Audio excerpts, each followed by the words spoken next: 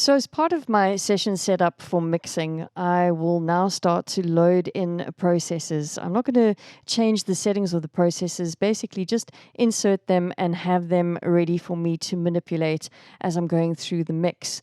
But the first thing that I do before I even insert a plugin on any channel is I go to my main stereo mix bus, and the first thing that I do is I find the multimeter. I'm going to just move my line up so that I can see where my cutoff point is for levels, and set up for the way that I like to monitor and meter levels for my mix sessions. Now, the next thing I'm going to do on my mix bus is I like to have the option of being able to have a mix bus compressor. So I'm going to insert a mix bus compressor.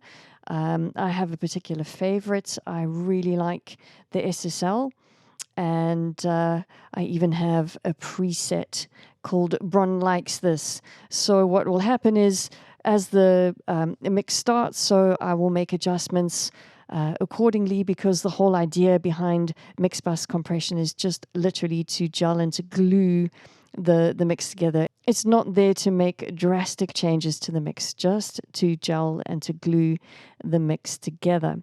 Right, so up comes the mix window, and the first place I'm going to go is onto my lead vocal.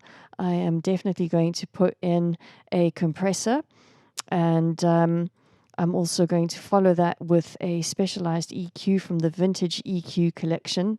I really like the tube EQ. I like the character that you can dial in.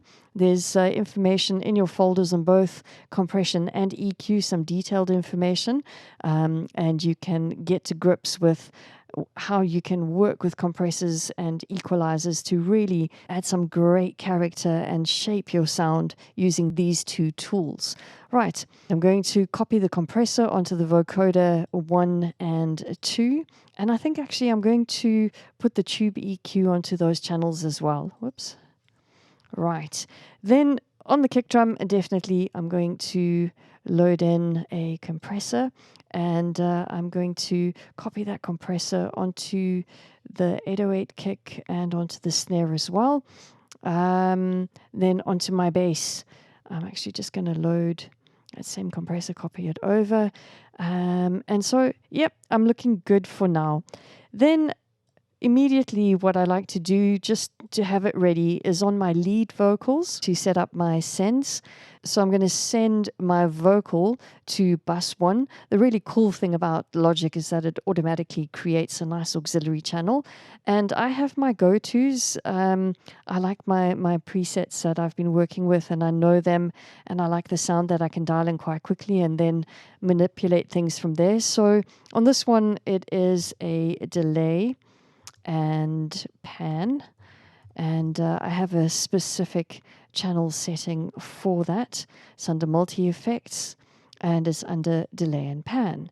Then the next bus I'm going to set up on that vocal is I definitely want to try a reverb, and again here's my auxiliary 2, and I will call that reverb in brackets Vox, just in case I want to add reverb to other instruments, and I'm not sure if I want to share the vocal reverb or give it its own space. Right, so under here I also have a really nice R&B plate, and we'll have a listen to how this works in the mix. Right, so I've got my basic processing loaded, and all I need to do now is I need to go and save my project. And I've already given it a great name called Hey Now Processors. And I'm just going to save over that.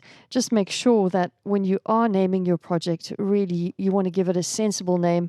And perhaps others might need to work on the project at a later stage, and they're not going to understand your naming and filing system if it isn't really simple and really, really clear, especially if you come back to the project weeks or even months later. So just make sure that your filing system is in order and that your naming system is nice and simple so that others can follow easily. All right, and we're about ready to get cracking on this mix.